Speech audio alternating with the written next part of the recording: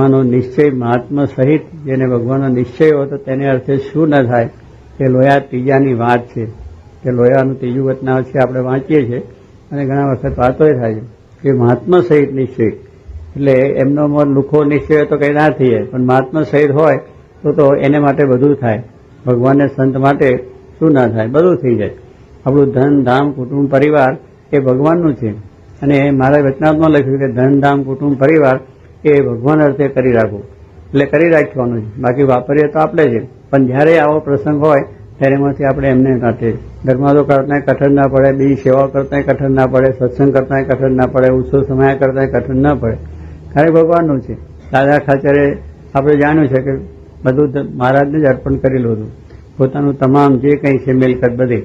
અને મહારાજ જેમ ક્યાંય કર્યું, હજારો હરિભક્તો આવ્યા તો જમાડ્યા રમાડ્યા. મહારાજને સંતો 30 વર્ષ સુધી રહ્યા અને બધો ભીડો બેઠો. એના માટે ભીડો શું કેટલો બધો જુઓ આપણે. એક ત્રણ દાડા આપણે મહેમાન હોય તો વિચાર આવે. આ તો વર્ષો સુધી એક ધારો દાદા ખાચરને એ કહ્યું હતું કે આ મહારાજનું છે, પોતાનું કંઈ છે જ નહીં. એવી રીતે સેવા કરી છે અને એવા ઘણા ભક્તોએ પોતાનું આજથી સર્વસ્વ ભગવાનને સંતને અર્થે કરેલું છે અને એ રીતે સેવા અને ભક્તિ કરેલી છે. અને મહારાજના વખતમાં બધા પર્વતભાઈ પણ એવા ભક્ત હતા, આપણે જાણીએ છીએ કે મહારાજને બધું જ અર્પણ કરેલું હતું. મહારાજ અર્થે જ બધું વપરાય, બીજો કંઈ વિચાર નહીં, સંકલ્પ નહીં અને કોઈ જાતની એ વિચાર ના આવે. એટલે શું કે એનાથી કંઈ એમનું ખૂટી નથી ગયું. એમની સ્થિતિમાં એમના બધો વ્યવહાર ને સંસાર બધું જ ચાલે છે, પણ આપણે જ્યારે સંકોચ છે કે આ બધું થાય તો આપણું કેમ ચાલશે, પણ ભગવાન સંભાળનાર છે. તો એ રીતે પર્વતભાઈએ પણ મહારાજને માટે સેવા કરેલી. અમારા મોટા સ્વામીની તો વાત અમને આવી ગઈ આની અંદર કે પોતાનું જે આખો ત્યાં આગળ રહેતા હતા ત્યાં કપાસ રૂ ભરેલું હતું. અત્યારે કપાસની સિઝન છે એટલે કપાસ આવેલો તો આખા ઘરની અંદર ભરેલો હતો, અનાજ પણ અંદર હતું, બધું રહેવાનું જાહો જલાઈમાં કપડાં લત્તા જે કંઈ બધી અંદર જ હતું. એ પતરાનું બાંધેલો આખું રહેવાનું મકાન હતા અને એમાં આગ એમના દીકરા રમણભાઈથી જરા કે દીવો કરવા જતા આગ લાગી કે બધું આખું ખાક થઈ ગયું, ભડકે ભરી ગયું. શાક એક કશું રહેવું ને ફેર અનાજ બહારથી લાવવું હોય, સવારે બહારથી લાવીને થાય ત્યારે એમનું કામ ચાલે હતું. મીઠા જેવી વસ્તુ પણ અંદર રહી નથી, એટલે બધી વસ્તુ બહારથી સવારે લાવવી પડે, કપડાં લત્તા બધું એવું થઈ ગયું. હવે તે વખતે શાસ્ત્રી મહારાજ ગયા અને આશાભાઈને કહે છે, આશાભાઈ આ બધું બહુ દુઃખ થયું, બહુ આ રીતે મુશ્કેલ થઈ, આ બધું બળી ગયું, આમ છે તેમ છે, એમ કરીને થોડો ખરખરો પણ ગયો. પણ હવે શું થાય, અમારે પણ આ રીતે અહીં આવવા, અમારે અત્યારે પૈસાની જરૂર હતી કારણ કે આ મૂર્તિઓ લેવા જવું છે જયપુર. પણ હવે બધું હતું એટલે અમને એમ હતું કે ત્યાં આશાબેન જઈને કહીશું ને વાત કરશું ને સેવા થશે એટલે આવ્યા હતા. પણ હવે શું કરીએ, આ બધું બળી ગયું, ના છે થયું અને થયું છે, માટે ધીરજ રાખજો, તમારું પાપ બધું ભરી ગયું. અરે ભાઈ પાપ ભરી ગયું પણ અત્યારે હાથે પગે થઈ ગયા એનું શું થાય. પણ કહેવાનું શું છે કે સ્વામીએ વાત કરી કે બધું ભરી ગયું એટલે ધીરજ રાખજો, બળ રાખજો અને એ પ્રમાણે છે. પણ હમણાં તો છે બીજે જઈને કરશું. પણ કે આશાભાઈ શું બોલે છે કે સ્વામી કંઈ નહીં, અમારું ઘર બાર બધું ભરી ગયું છે, અમે નથી ભરી ગયા, અમારી જાત વેચીને પણ તમને રૂપિયા લાવીને આપીને તમારું કામ થાય. એટલે પછી એમને દઢુમાંથી વ્યાજે પૈસા લઈને સ્વામીને એટલે કહેવાનું શું કે આવા પ્રસંગોએ પણ હરિભક્તોએ ભગવાનને સંતને માટે કરે. મહાત્મા સહિત નિશ્ચય ધંધામ કરતા મહારાજ માટે કર્યું હોય તો થઈ જાય. એમને ઘણું દેવું પણ થઈ ગયું હતું અને બધી રીતે એમને મુશ્કેલી હતી. કેટલાક તો લેણદારોએ દાવા પણ કરેલા હતા, પણ છતાં આવા પ્રસંગે એને હિંમત રાખીને કામ કર્યું અને બધું થઈ ગયું. ઘણા માણસો કે આશાભાઈ અને ઈશ્વરભાઈ એમના બે ભાઈ હતા ને મોટભાઈ, બે ભાગીદાર હતા એવા. તો એમને કહ્યું કે આ શાસ્ત્રી મહારાજ તો સાધુ છે, બાવા છે, એટલે ભીખ માગીને એ તો પૂરું કરે. તમે ગ્રસ્ત માણસ છો અને આ પ્રમાણે તમારો સંસાર છે, આ તમે શું કરશો? તમે આ રીતે વિચાર કરો કે આવી રીતે પૈસા ન અપાય અને આવી રીતે સેવાઓ ન થાય. એટલે એ પ્રમાણે બહુ એમને સમજાય કે મારે તો એ જે શાસ્ત્રીને મૂકી દો તો તમે સુખી થવાના, ને કે આ તમને બાવા બનાવી દે છે. એટલે કે જે બનાવે અમારો વાંધો નથી, અમારે તો એ જે કે એમ જ કરવાનું છે, અમે એમને બધું સાંપેલું છે. એવી હિંમતથી વાત કરી લીધે. એવી વખતે કહેવાનું શું સંકલ્પ ન કે સત્સંગમાંથી પડી જવાય.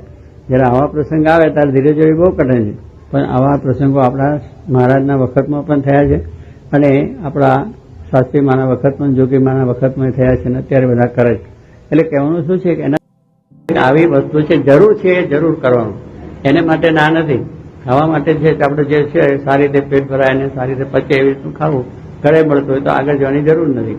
પણ આવા શોખ ને વિચારો આપણને આવે છે એટલે દ્રવ્યનો બહુ જ ખોટો વ્યય થાય છે. હજારો લોકોના વ્યસનોની અંદર કેટલા પૈસા જાય. કરોડો પૈસા જાય છે કે જે આજે વ્યસનોથી જો આપણે બચી જઈએ તો આપણા હિન્દુસ્તાનને કોઈની અમેરિકાની જરૂર નથી, ભલે પ્રતિબંધ મૂકે એને ઘરમાં, એનો કઈ વાંધો નથી.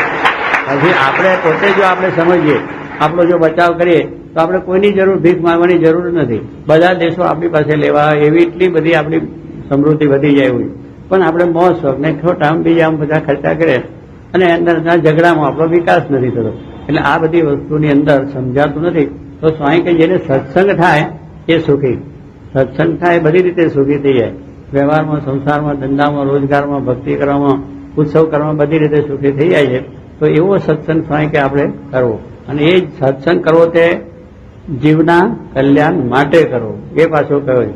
નકર ત્યાં જે કંઈક મળી જાય ને સારું થઈ જાય ને બધું આમ થાય ને તેમ થાય ને વ્યવહારને બધું એ કશું નહીં. એ બધો જે સત્સંગ કરશે એનો વ્યવહાર સુધર્યો છે, એનું કલ્યાણ થવાનું છે, એનું કાર્ય ભગવાન કરવાના છે. સત્સંગ જીવનો કરવો એટલે મન પાછું પડે નહીં.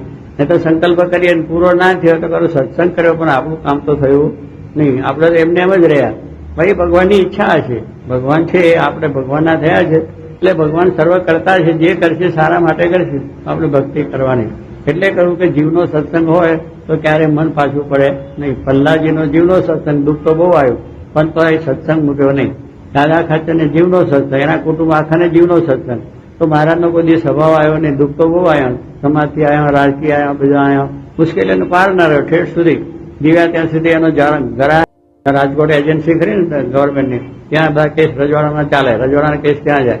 એ મુદતે મહારાજ મોકલે, ગોળ ધોનાન દહીં બહીં બધું ખવડાવીને સુકન કરાવીને પાછા. ભગવાને સુકન કરાવતા કે દરબાર, એટલે એમ સુકન કરાવીને હાથ મૂકીને મોકલે અને પાછા ઓટો કરીને આવે પાછા કે રાજકોટ પાછા. મુદત પડી, એ મુદત પડી દાદા ખાચર ધામમાં ગયા, ત્યાંથી મુદત પડી.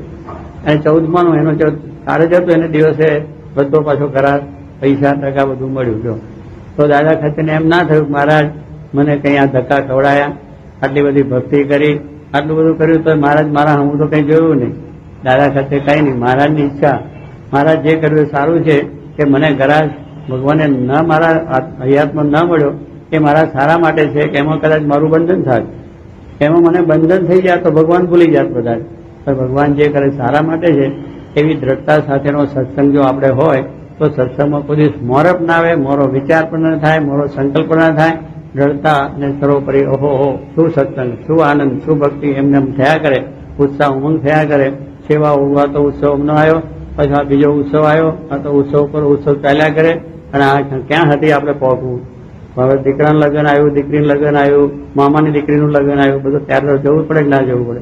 એમ થાય છે કે આ મામાની દીકરીનું લગ્ન અમને ક્યાંથી આવ્યું, અને એક છોકરો પહેરાય, બીજો છોકરો ક્યાંથી પહેરાવે, બધું એમાં ચાલે જ છે. આ તો 68 બધું ભેગું, એમાં કઈ બહુ વાંધો આવે નહીં. કારણ કે આગળ ધંધા, પાછળ ધંધા, ધંધામાં ધ્યાન લગાવશો એટલે આ તો વ્યવહાર થતો જાય અને સત્સંગે થતો જાય, ભક્તિ થતો જાય. પણ આપણા જેમ આપણા પ્રસંગોમાં ઉપરા છાપરી પ્રસંગો આવે તો આપણે કરીએ છીએ રાજ્ય, તો આ ઉત્સવ થાય એમાં રાજી થવું, આનંદ થવું. જે આપણી યથાશક્તિ સેવા ભક્તિ થાય છે એ કરીને મહારાજને રાજી કરી અને સર્વપ્ર સુખ્યા થવું. મહારાજ